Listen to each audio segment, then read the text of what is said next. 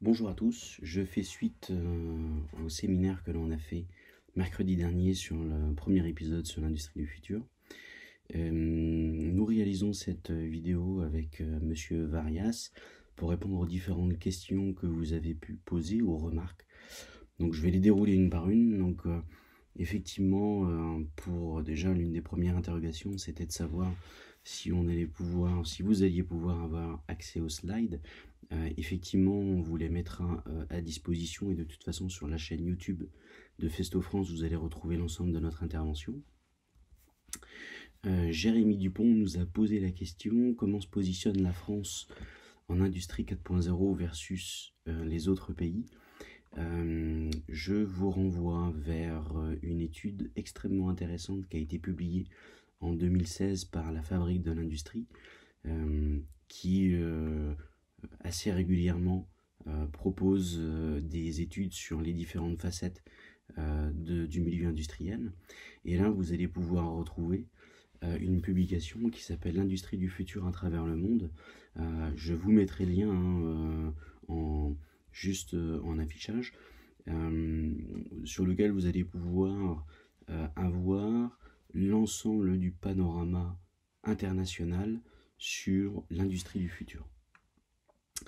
Ensuite, le terme industrie 4.0 et la définition allemande. En France, M. Collas a parlé de l'AIF qui coordonne l'industrie du futur. Effectivement, pareil, hein, vous allez retrouver le lien dans la présentation sur lequel on va retrouver plusieurs outils qui sont mis à disposition par le gouvernement français. Le premier, donc, c'est un site internet qui s'appelle industriedufutur.org, sur lequel vous allez avoir accès à de nombreuses informations. Vous avez aussi également un référentiel qui a été travaillé avec l'ensemble des parties prenantes de cette association, et notamment par le CETIM, qui regroupe, je dirais, les différents leviers sur lesquels les entreprises peuvent s'appuyer pour pouvoir entrer dans une démarche industrie du futur. Et un troisième volet, non des moindres, qui est Ozon, le portail Ozon, l'industrie du futur, qui, elle, regroupe plus l'aspect compétences, l'aspect formation, dans le cadre de ces évolutions technologiques. On a une question de Monsieur Swilmy qui nous demande si l'on évoquera l'approche méthode pour implémenter un robot. Pas dans ces vidéos. L'implémentation technique d'une solution robotisée est directement en lien avec votre activité.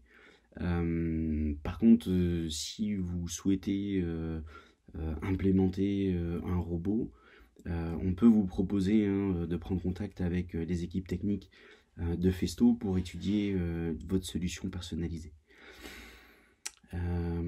Question de Monsieur Buchette. Il existe des nuances entre les pays. Allemagne, garder son leadership. France, réindustrialisation.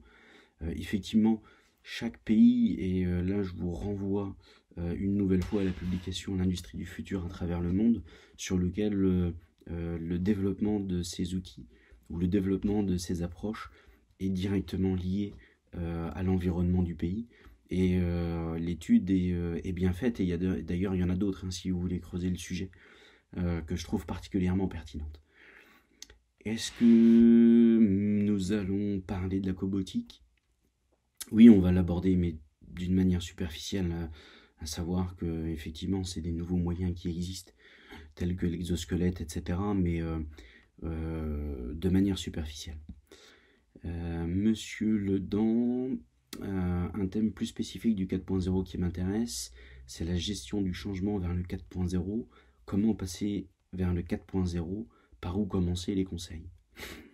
Alors effectivement là, Monsieur Ledan, vous touchez un point central, qui est maintenant qu'on a des belles présentations, comment est-ce qu'on fait pour aller de l'avant. Par rapport à ça, bien sûr il y a la partie technique qui est importante, l'automatisation, on a parlé de la robotisation, de l'amélioration des processus qui peut être un axe de travail.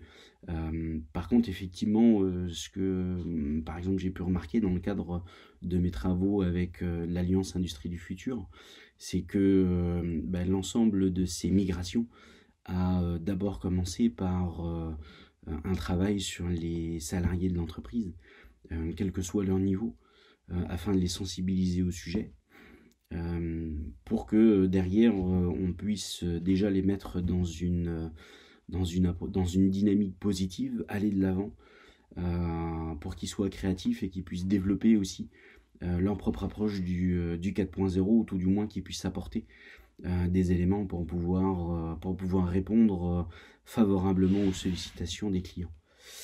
Monsieur Robaille, aujourd'hui, quelle proportion d'entreprises sont-elles en mesure de s'adapter à cette évolution 4.0 ? Second webinaire franchement intéressant, merci pour cette opportunité. C'est tout à fait normal, monsieur Robaille. Je pense que l'ensemble des entreprises sont capables de pouvoir changer. Quand on parle de changement, il y a deux aspects, et effectivement, la question du dessus est en lien avec la remarque que vous faites. C'est que effectivement, il y a la culture de l'entreprise et il y a la partie technique. Et pour moi, effectivement, comme on peut le voir dans une diapo que l'on a diffusée, je dirais on peut démarrer par une partie technique et après, suivant la créativité des collaborateurs, pouvoir non pas dévier, mais tout du moins prendre un champ qui n'est pas forcément simplement que de la technique. Prochaine question, monsieur Dupont, Jérémy Dupont. Comment se retrouver dans tous les organismes, AIF, Collectif Ayolink, OPCUA? Effectivement, il y a beaucoup d'organismes. Et effectivement, pour nous, c'est important de pouvoir rester dans cette posture de partage, parce qu'effectivement, il y a beaucoup de choses. Néanmoins, pour avoir travaillé le référentiel de l'AIF, pour moi, c'est un bon point de départ pour une acculturation. Cette acculturation, après, va vous permettre de pouvoir vous diriger vers des blogs spécialisés, des blogs techniques ou pas, mais en tout cas, vous allez pouvoir rentrer un peu plus en détail sur des blogs qui traitent des différentes thématiques, pour ensuite pouvoir aller solliciter les fabricants. Autre question, monsieur Buchette encore, il faudrait évoquer les besoins des industriels, économie, personnalisation et les technologies liées à l'industrie 4.0. Effectivement, c'est le cœur de la réflexion qu'on essaye de porter, et c'est d'ailleurs pour ça que chez Festo, pour expliquer le 4.0, on parle toujours de notre exemple à nous, qu'on pourra développer et qu'on peut retrouver sur le site internet. Aujourd'hui, qu'est-ce qui nous a poussé, nous, notamment dans notre usine à Scharnhausen en Allemagne, de pouvoir déployer, au-delà de la technologie, mais un mode organisationnel, une organisation apprenante, si je peux l'appeler comme ça, pour pouvoir répondre aux enjeux qui sont les nôtres.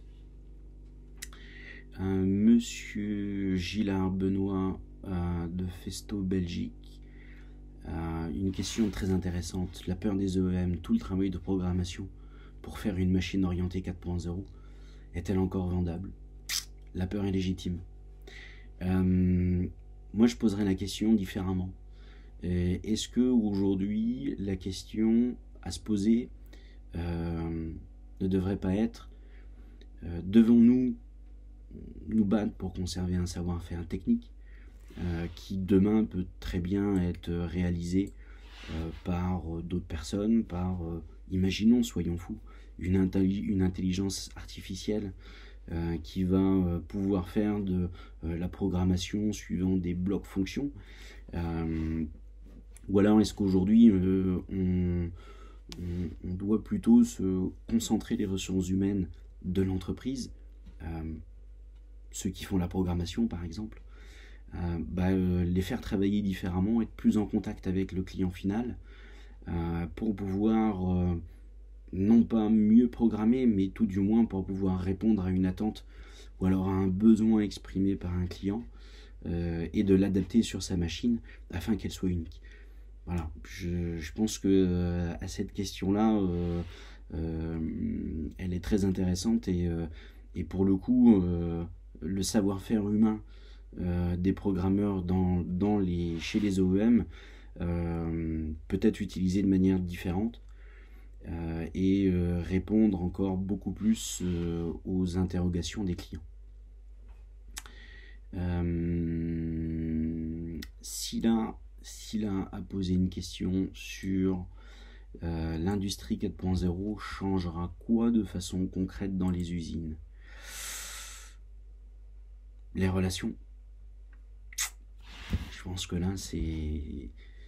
en tout cas, pour avoir dans le cadre du travail avec l'AIF au groupe de travail numéro 3, Hommes et compétences, on a mené des interviews dans les différentes usines et ce qu'on a remarqué, c'est que au-delà de la technique, c'est surtout les relations qui ont changé. Et c'est déjà un grand pas, je pense, hein, alors peut-être pas dans toutes les entreprises, mais en tout cas, c'est le marqueur en fait, c'est le dénominateur commun qui a permis, je dirais, de pouvoir adapter des nouvelles solutions. Et on va finir par Monsieur Yebdari, qui nous dit: dans l'industrie 4.0, Festo prévoit-il de l'intégration d'autres intelligences comme une cohabitation Festo-Siemens dans laquelle le langage de programmation sera le même? Effectivement, Festo travaille déjà sur des solutions. Nos solutions s'intègrent déjà dans différentes architectures, pas simplement du Festo, mais Siemens en fait partie. Et effectivement, pour nous, c'est l'une des clés du 4.0, c'est effectivement l'interopérabilité des systèmes, quel que soit leur langage et quelle que soit leur marque. Voilà. Écoutez, moi j'en ai fini pour l'ensemble des questions. On aura le plaisir avec Nicolas de vous retrouver mercredi prochain pour pouvoir aborder l'épisode numéro 2. Bien sûr, d'ici là, n'hésitez pas à nous suivre sur les réseaux sociaux et n'hésitez pas à nous poser des questions directement à travers nos profils LinkedIn, Twitter ou autres. Merci beaucoup, au revoir.